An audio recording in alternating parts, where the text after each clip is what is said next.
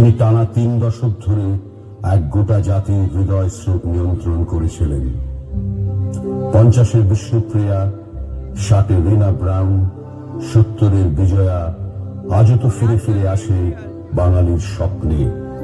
শুধু স্বপ্নে কেন, জাগরণেও।